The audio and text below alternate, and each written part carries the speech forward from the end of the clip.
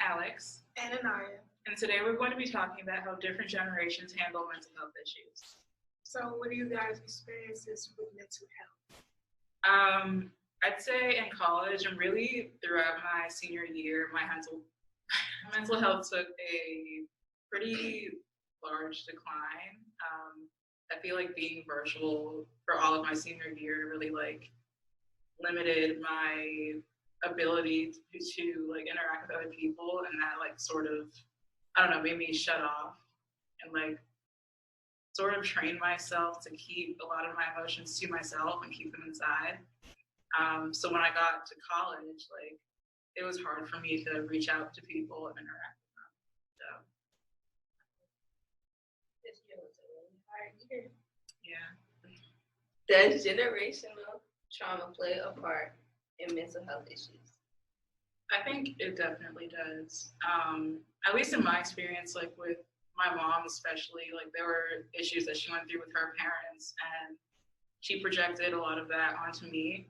And we had a conversation about that. She's like, I'm sorry for, the way that I would act towards you when you were younger. Because a lot of that really wasn't your fault. It was just me sort of reliving stuff that I relived during my childhood, or lived through during my childhood. But yeah. I think that that's a problem. People do it a lot and they don't notice it when something however your parents parent you is essentially how they're going to parent their kids. Which means there's not a lot of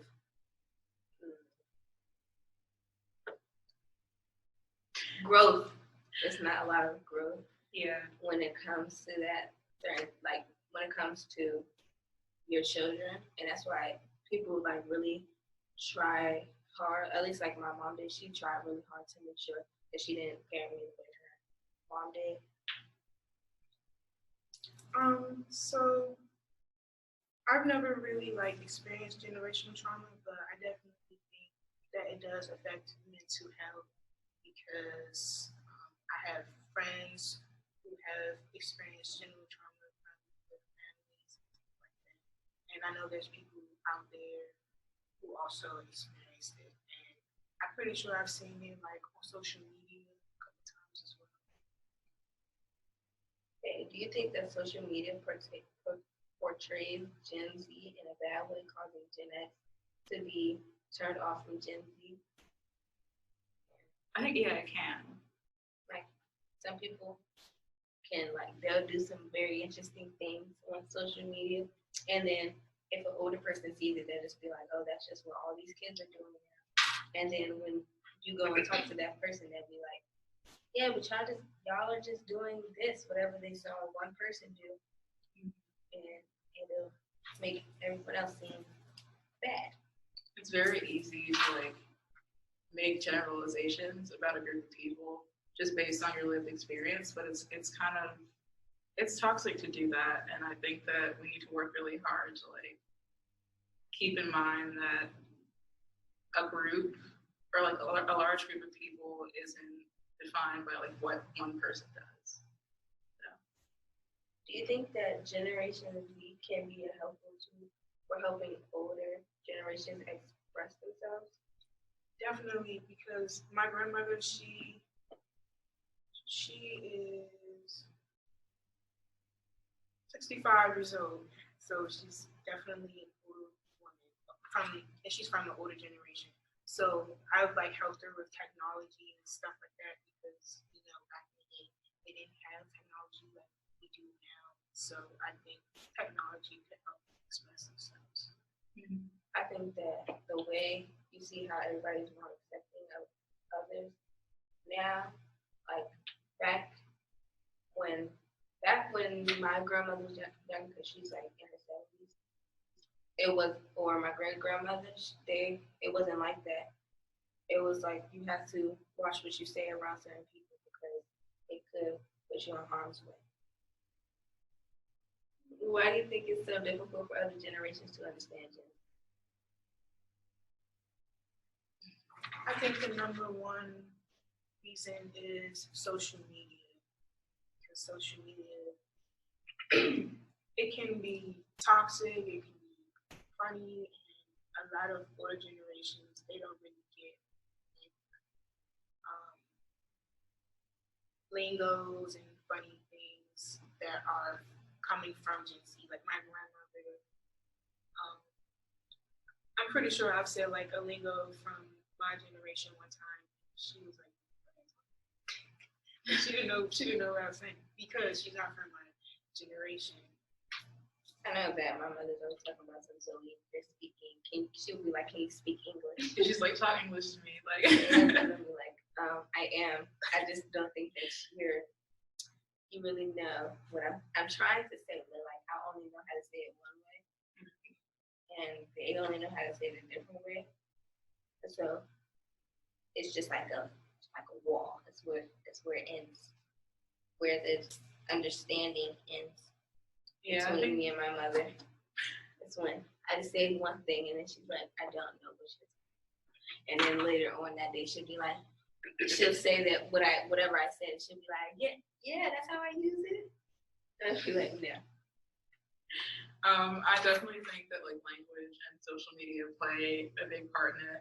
It's interesting because like so many older people in my family that I've met are just very stubborn in their nature, and I don't know if that has to do with social media or with culture, but I don't know, like a lot of older people, at least that I've met, like are very stuck in their ways and like cling really strongly to the beliefs that they had from years ago. So I would be interested to know like why that is and why Gen Z at least seems to be a lot more accepting of like new ideas. Because they didn't like the fact that whatever ideas they had, like older people might have turned them down, so they decided to accept the people with ideas. Yeah. Yes.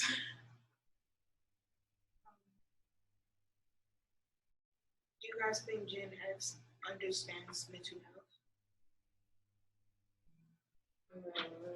I mean, I think that's it's like a select few of them sometimes, but since I think most of the population back then didn't really know what it was, and they didn't really like go to get help for it if they had it, or they were just like, "Literally, that's crazy." And so now with a bunch of people that don't know how to deal with it, everybody's saying something about it, and back when in their time, you would just call them crazy and send them to like a mental hospital.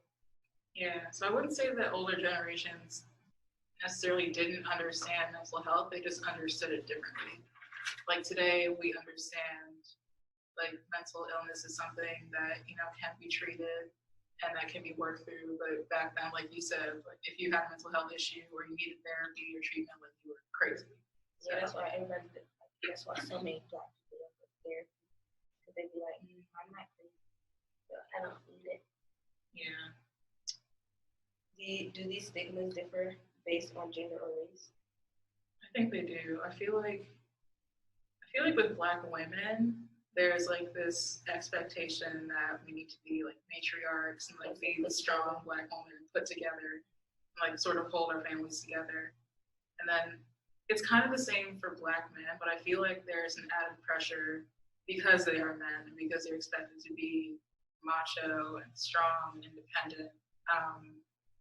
So yeah, I feel like and to support families. So I feel like there's definitely more pressure there, and that if you are a Black man who needs mental health treatment, then you're going to be looked at like a lot differently. Yeah, they're gonna judge.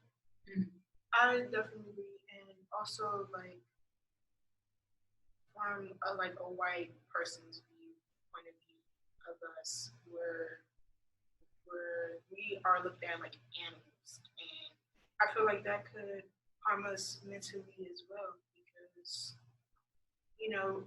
racism was huge back in the day, and it's still big to this day. Do older generations affect the younger generations' mental health?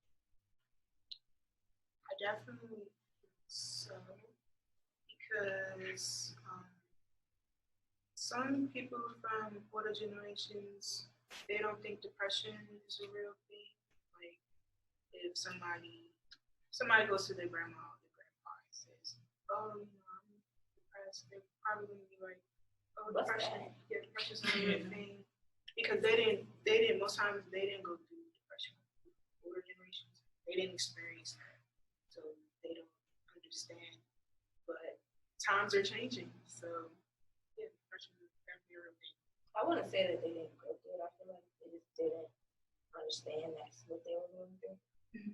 And they were told, and they didn't like really share with anybody because if they did, they would be labeling us because they still really crazy. And I think that I wouldn't say that Gen X or Millennials or baby boomers are like the main reason for people's mental health, or that they're the only reason why. Because people can also be going through other things. Yeah, I definitely think that older generations affect our mental health. With me, like when I was in middle school, high school, I definitely was depressed, but I didn't have like the language to like really articulate it yet. And so whenever I would like try to say how I felt, like to my parents, like my mom was like, "Oh, you're just being sensitive. Like get over it." And that's definitely affected me and like how open I am with people about my emotions now, because I feel like I'm like very introverted and like closed off, and it takes me a while to open up to people and get to know people because of that. And now I sort of had to like unlearn that, you know, it's not okay to like say how you feel, basically. Mm-hmm. And I feel like that has something to do with like men nowadays too, because they're taught to be like a wall, like they're supposed to have no feelings, no emotions. It's not shit. Just like parents will try to not cry for their children, that be showing so much emotion. Yeah. How well do you think other generations did with breaking family cycles?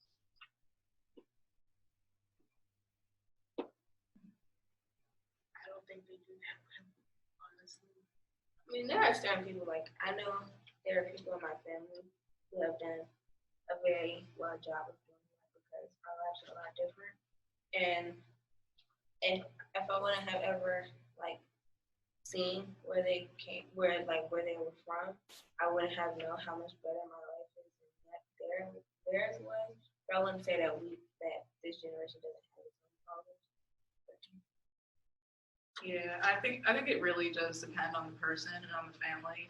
Like with my family, my mom's dad was an alcoholic, died. My dad's dad was an alcoholic, died pretty young. But neither of my parents drank, and like they set a very, very good example for me and my brother. But then I see like people like my neighbors who, for generations, like haven't graduated college, or like maybe some of their family members on drugs or something. So it's like it depends. I know that they're like, I can use Kendrick Lamar, like his dad, I think he used to drink and hit his mom, and so Kendrick Lamar was like he would never like drink so much to the point where he doesn't know what he's doing, or he's not in his right mind, because of the trauma that he was through as a child.